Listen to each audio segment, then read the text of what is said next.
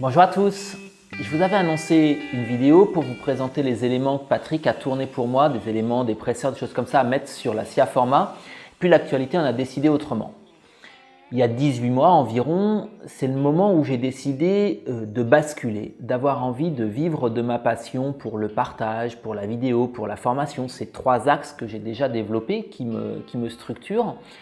Et c'est pas simple quand on a un statut de fonctionnaire de basculer, d'oser lâcher une partie de sa stabilité pour partir dans l'inconnu. J'avais eu quelques messages de votre part d'ailleurs qui n'étaient pas toujours encourageants.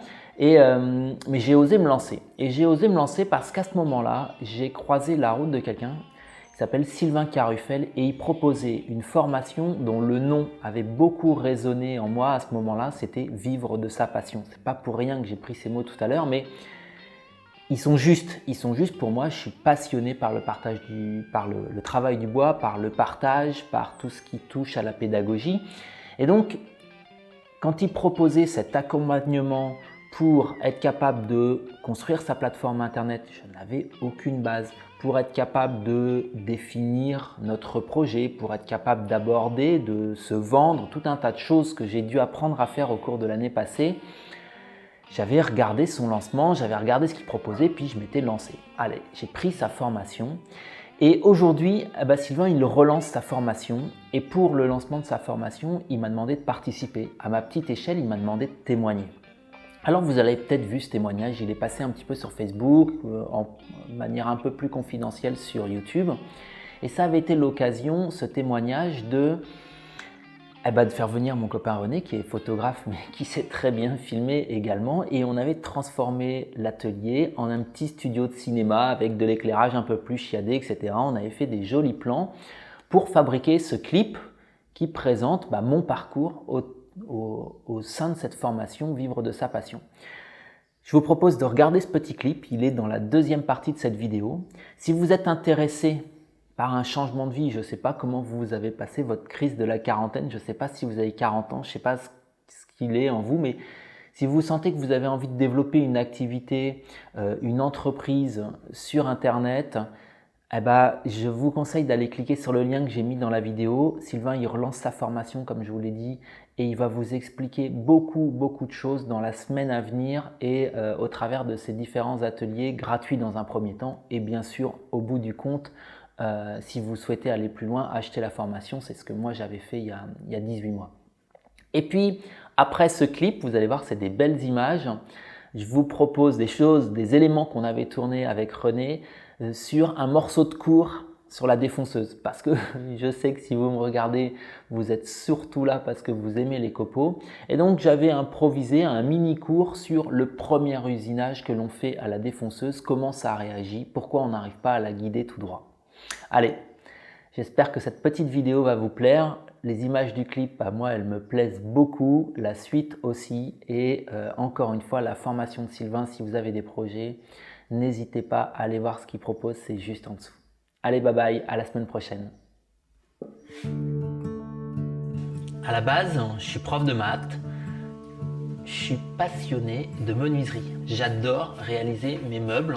Et je suis passionné de partage, de pédagogie. Donc j'étais là avec à la fois une passion qui me prenait beaucoup de temps, elle était complètement désordonnée, mais elle me correspondait. Je m'épanouissais, j'étais vraiment sur mon terrain de jeu. Et en parallèle de ça, depuis quelques années, mon travail de prof de maths, je commençais à le porter à dos. J'avais du mal à mettre du sens. J'avais besoin de faire une inversion de ces deux pôles d'activité. J'avais besoin de vivre autrement. Et depuis un an, depuis que j'ai croisé la route de Sylvain Carruffel et puis que j'ai suivi cette formation Vivre de sa passion, j'ai transformé ma passion pour le travail du bois, pour le partage, pour la vidéo, pour tous les petits à côté, en un moyen de gagner ma vie, en un moyen de vivre. Je m'appelle Samuel Mamias, je suis marié, je suis le papa de deux beaux garçons et je vis à La Réunion. Cette passion pour le travail du bois, elle a émergé petit à petit par nécessité. Je me retrouve dans un appartement où il y a tout à faire et Je suis un bricoleur polyvalent, j'ai su poser la cuisine, j'ai su faire du carrelage, faire du parquet, faire un peu de plomberie. Mais là où j'ai vraiment eu du plaisir, là où je me suis amusé, c'est quand j'ai commencé à faire des petits meubles, des petits aménagements pour cet appartement. À cette époque-là, j'avais peu d'outils, j'avais peu de moyens et j'ai vraiment commencé à me dire ah mais là on peut faire des choses jolies avec peu de choses. Quelque part, j'étais à l'époque, il y a 17 ans, j'étais mon avatar client. J'aurais aimé qu'on me propose une formation comme celle que je propose. Et je suis abonné à une revue qui nourrit ma passion, qui me permet de progresser techniquement et je leur propose hey, j'ai fait ça, est-ce que ça vous intéresserait que je fasse un article là-dessus? Et c'est la première fois que je commence à basculer un petit peu vers le côté prof de bois. Aujourd'hui, je vous propose de réaliser l'acte. À ce moment-là, on a plusieurs éléments. C'est-à-dire, d'un côté, j'ai cette passion qui grandit pour le partage de ma passion. Je passe des heures chaque semaine à me filmer, à monter de la vidéo, à l'exporter, à répondre aux commentaires. Et donc j'ai cette activité qui est bouillonnante, qui me passionne. J'adore ça, aider les gens. Et à côté de ça, de moins en moins de sens. Et je m'éteins petit à petit dans mon boulot de prof de maths. Sauf que mon boulot de prof de maths, il m'a permis de me payer une maison, etc. Donc quelque part, je suis un petit peu bloqué. Je ne savais pas comment basculer vers un système qui soit économiquement rentable. Et là, Sylvain, il offrait la possibilité, il offrait le comment faire pour que ce qui te passionne puisse se transformer en un produit.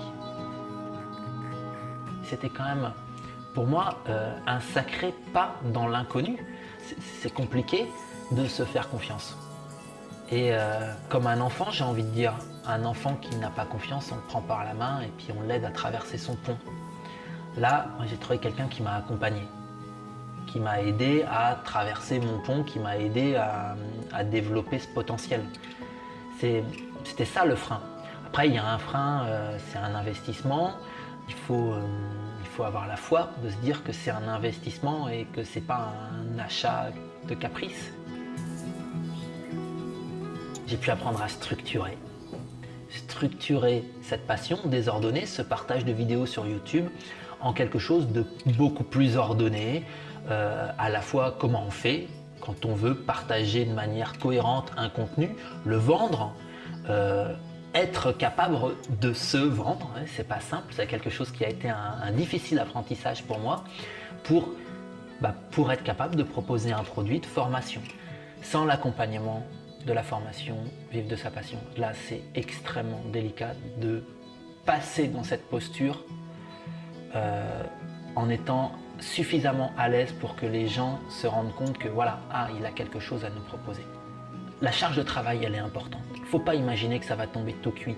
On a l'accompagnement qu'il faut, mais il y a un moment, il faut mettre les mains dans le cambouis et à un moment ou un autre, je suis resté bloqué vis-à-vis de telle chose ou telle chose.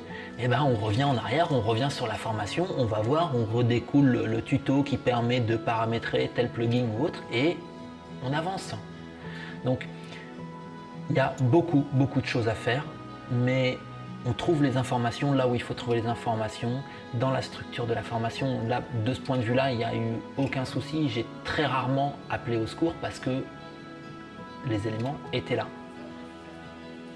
Depuis le mois de juin, ma formation elle est livrée, elle s'est bien vendue. J'ai accueilli 170 stagiaires pour une formation autour de 245 €, ce qui fait que j'ai fait un chiffre d'affaires qui est suffisant pour compenser mon mi-temps vis-à-vis de l'éducation nationale et pour me dire que voilà, maintenant j'ai du temps à consacrer à l'atelier, tout simplement venir bricoler pour le plaisir.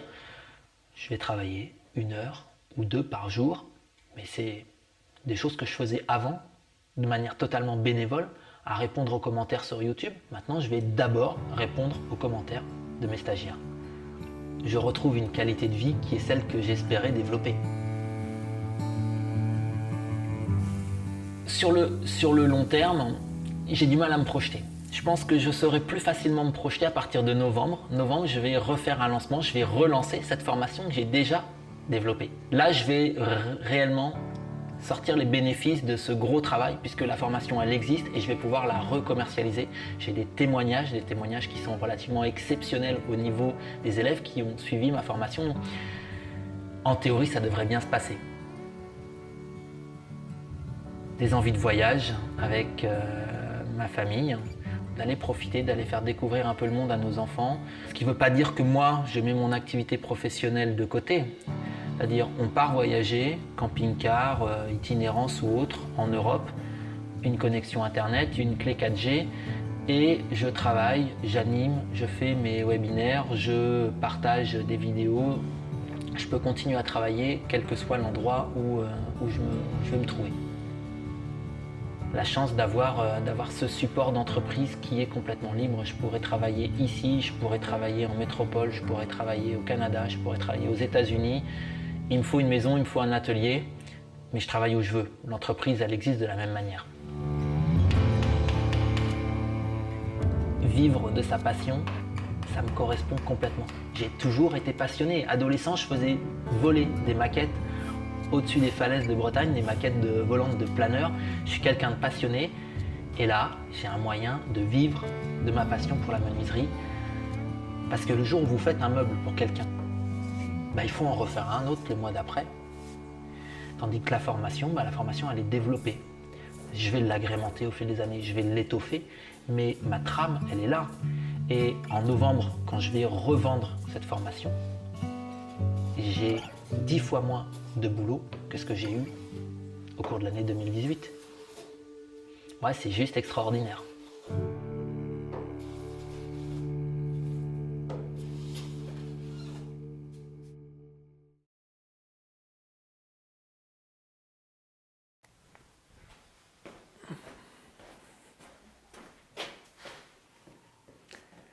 Bonjour les passionnés par le travail du bois et bienvenue dans l'atelier. L'autre jour, on a commencé à parler de cette machine emblématique qu'est la défonceuse, la machine du menuisier amateur. Je vous propose aujourd'hui de commencer à la prendre en main, de faire vos premiers usinages, de commencer à découvrir comment elle fonctionne, bref, de développer ce que j'aime appeler votre répertoire gestuel du menuisier amateur. Me voilà installé. J'ai protégé l'établi avec une planche martyre, j'ai fixé dessus une planche qui va nous permettre de réaliser notre premier usinage.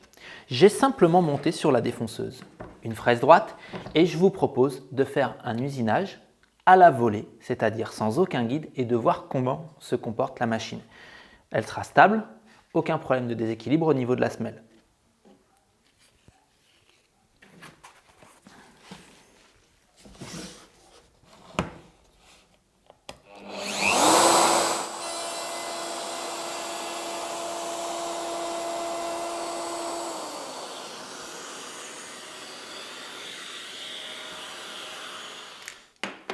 Je me suis concentré à essayer de pousser la machine droite sans réfléchir et vous pouvez voir qu'elle a pris un chemin courbe. Naturellement, la fraise de la défonceuse, de par sa géométrie et la rotation, va vous entraîner vers la gauche. Je vous explique ça sur une feuille de papier histoire de bien comprendre comment on va par la suite utiliser le guide de la défonceuse pour pouvoir faire des rainures bien rectilignées. Donc si on résume, l'opérateur va exercer une force qui a tendance à faire avancer la défonceuse. En avançant et en tournant, la fraise va avoir une autre résultante qui, elle, va avoir tendance à dévier la défonceuse vers la gauche. On a donc une trajectoire moyenne, une force moyenne exercée sur la défonceuse qui va avoir tendance à la faire dévier vers la gauche. Il serait complètement illusoire de croire que l'opérateur va pouvoir simplement, en réorientant sa poussée, la maintenir. On va ajouter sur le bord droit de notre bois le guide parallèle de la défonceuse. Ce bord droit va s'opposer naturellement à cette force qui a tendance à partir à gauche.